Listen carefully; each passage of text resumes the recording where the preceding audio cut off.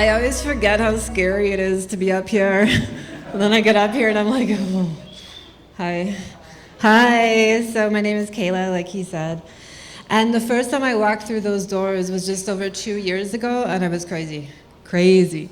Like, people say you're crazy, we're all crazy, but they don't actually mean it. Like, I mean it. Like, what did I say? Oh, I was psychologically sideways, like unhooked. Like, legit, I was in between psych ward vacations, I'm not lying. So, I'm glad it's funny. It is funny.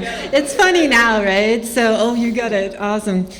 So, how do I get from there to here? Standing here in front of you, completely sound of mind.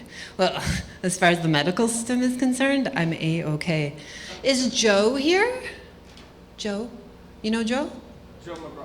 Joe, yeah. No. No, Joe's not here. Okay, well, if any of you know Joe, he's the one that told me about this movie that's on Netflix called Brain on Fire. So, I mean, I could stand here and tell you what it's like to be literally sicker than you, mentally and physically sicker than you could ever even know. But there's actually a movie about it. That's how not rare it is. So in the end, the main character of this true story was diagnosed with some other organic form of something that got cured by surgery. But our stories are so similar that it was disturbing and comforting for me to watch that at the same time. We had the exact same misdiagnoses, the exact same mistreatments. We were prescribed the exact same drugs. Oh, now I lost my train of thought. Hang on. That's why I wrote this down. Oh, but it wasn't before. We were both shuffled from specialist to specialist and told over and over and over, you're fine. Okay. So at one point, I was told I just had anxiety. Where's that guy that just talked about anxiety? I don't know. And to stop drinking coffee and I would be okay. So it was around that time that this is where it gets really hard and I might start reading. Right around this time, my older brother, by a year and a half, was killed by a drunk driver. So we're talking about the kid that I grew up with every day, building forts, climbing trees, frying ants with magnifying glasses. Yeah, him. He was the man that I went to for advice and protection, He was the one that turned every dinner party we ever had into a Nerf gun war.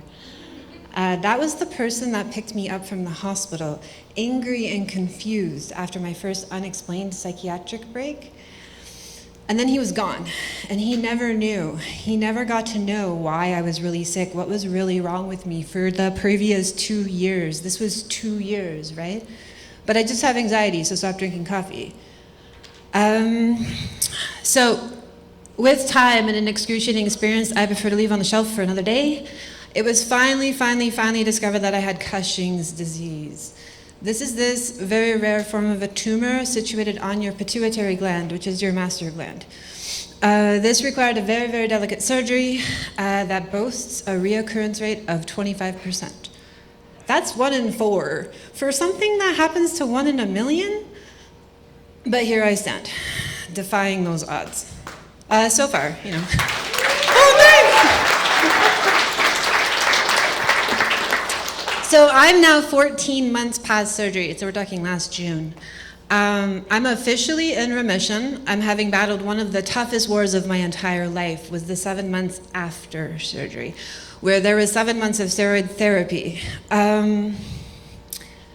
7 months of uphill misery. The only thing that doctors use to describe that steroid tapering process, they say it's akin to coming off of heroin. I've never done heroin, so I can't vouch for that, but I can tell you it wasn't really fun at all. So then I get off the steroids. In January, we're August now, so January, I get off the steroids, and holy shit, I'm free, I don't have to take pills at specific intervals each and every day of my life. So why don't I feel better? Turns out that beast has an afterlife. So however long you were on those steroids for, that's how long you're gonna feel like shit. So it affects your HPA axis, which is a specific part of your brain that affects your digestion, your immune system, your sexuality, your temperature, your mood, there's a whole list. It's not that fun. So 7 plus 7 is 14. Okay, so that's today. Okay. So here I stand today, 14 months later. In the aftermath, though, thanks! You guys are so nice! Okay, So here I'm standing, very fresh in the aftermath of a few very challenging years. This has been years, right? I stand here in grief for my brother. I stand here in grief for myself, for who I used to be. Okay, so this is where I ask you, who here has heard of the book of Job? It's in the Bible. Oh, wow, a lot of people. If you haven't, that's cool too. I'm about to tell you. But unlike John, I'm not a preacher. I'm just a ninja. Okay. It's going to be very short, and I might even swear. I don't know. So Job, this is in the Old Testament. It's one of the books of wisdom. He was a very stand-up guy. And he had a shitstorm of things happen to him. His whole life fell apart, right? Okay, so all his friends show up and they banter about it for a really long time, like 34 chapters I didn't actually read. And in the end, he throws his hands up, shakes his fist at God, maybe does this, I don't know. And he asks that question that we all want to ask in the face of our personal hardships, the lack of world peace, and why in the world are there so many starving kids in Africa? Like, what the fuck? Aren't you in charge? Like, what the fuck? God answers Job. So he comes down in the form of a cloud, I think, weirdly enough. And he shows Job all of these things that only God could possibly know, all these intricacies of the universe that we can't even fathom, let alone handle, right? And the end game answer is, Job doesn't get to know why. Because he's Job, he's not God. You're like, oh, okay. So the thing is, there's a really important detail at the beginning of this that I kind of skipped. The book opens in this command central of heaven where all of the soldiers of God, these big hulking soldiers, they're the sons of God, they're assembled and awaiting orders. And the Satan, he's literally the one who is opposed. Satan saunters up to God and says, yo, can I make Job's life a living hell? And God goes, okay. What? So when I'm in conversation with people about this kind of stuff, I tell them at some point in their lives, whenever that is, you got to decide whether you believe the Bible in its entirety or not. So it's not really I like this part, so I'll accept that, but not that part. It's like an all or nothing, right? So it's either complete acceptance or an utter rejection. So since I've decided to accept this as truth, I have to treat this stuff like history, right? It's not a fiction, it's history. So what do I know? I know that the Bible says that God is sovereign, so he's in charge, right? Satan literally had to ask his permission to make Job's life a living hell. Okay, so from there, what do we say? So is God to blame? Is he to blame for the brain tumor that ripped my life apart? It evaporated for real Olympic efforts, Olympic hopes and dreams. Is he to blame for the fact that my brother was killed? Those are really, really tough questions. But what else do I know? I know that God is love, that he is light, that he is completely incapable of being evil, dark, or mean. All right, so insert a faceplant right here, right? How do you reconcile those two things together? Welcome to the struggle of my life. Okay, so when you think of our lives, the length of our lives compared to the length of eternity, I often find myself exasperatingly asking God, what is the point of all of this? What was the point of all of that? I like to tell myself that I'm being shaped for whatever it is I'm going to be in eternity. Because did you know, this is really cool, the daughters and sons of God need to be fit to reign over kingdoms. Very cool, right? But then the child inside of me throws a temper tantrum and says, was all of that really necessary? Were those extreme measures really necessary to reshape me? And am I really any better for it? Oh. And I arrive at the very difficult answer of yes.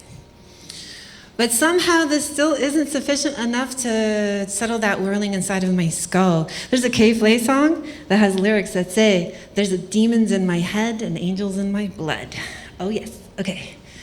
So the bottom line of all of that is that I don't get to know, just like Job, In a culture that can ask Google anything and receive answers to all of their inquiries in the fraction of a second, the answer of you don't get to know just leaves me completely shell-shocked.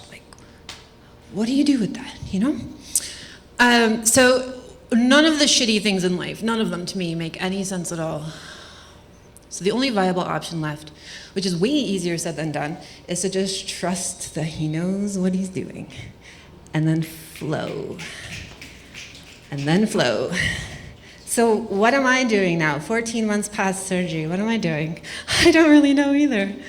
And that's okay. I have this like newfound comfort in not knowing what I'm doing. I don't know what's happening tomorrow.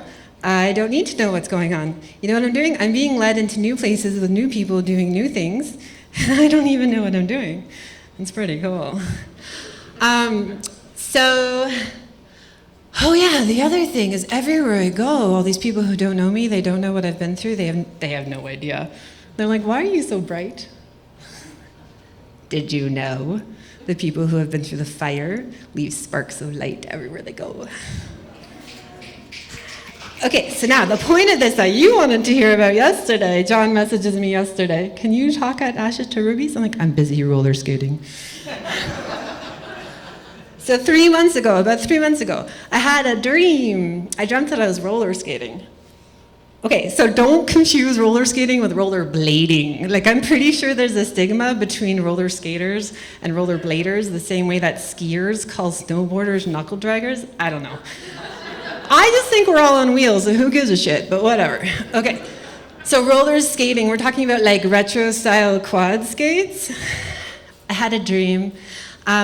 I didn't know anyone who did it. I've never wanted to do this before my whole life, but in this dream that I had 3 months ago, I was so light and I was so happy and I was so free. I woke up and made it happen right away. Yeah, right?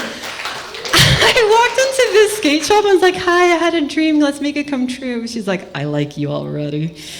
Okay, so the thing is too, my dreams aren't always so pleasant. They actually rock me to my core sometimes and wake me up shrieking. They're so unpleasant. So apparently there's still a lot up here I need to process and release, I don't know. But roller skating, okay. I now have, in 3 months, I now have 2 sets of skates already, 1 million dance classes under my belt, and roller skating went to roller dancing. That's a thing, skate dancing. It's the coolest thing ever. And that is turning into park skating, yo. I just carved my first bowl 4 days ago while these 3 like 10-year-old scooter kids stood there like open-jawed and gaping, like, who is the old lady on roller skates? It was so fun. So, this is so exhausting, okay. I should have brought water with me. Okay, so, and this print is way too small. I have become completely fascinated with this discipline. It hit me out of left field, and I have to grow this respect for this like very slow process that it takes. Oh, you're so great. Thank you. Hang on 1 second. So much better. Okay. Okay, so process something. Oh yeah, the progress of this sport is so slow and steady, okay? So it's ridiculous to be smooth about it. I am patiently building an entire new set of micro muscles that simply do not exist outside of life on 8 little wheels. It's ridiculous. It takes so long, okay. So what else did I write about this? So a lot's happened. Obviously, you got the like synopsis of it. A lot has happened in my life in the last few years, right? But now it's on skates. Of all places, it's roller skates, where I can like dance and laugh and be free and like leave it all the fuck behind, right?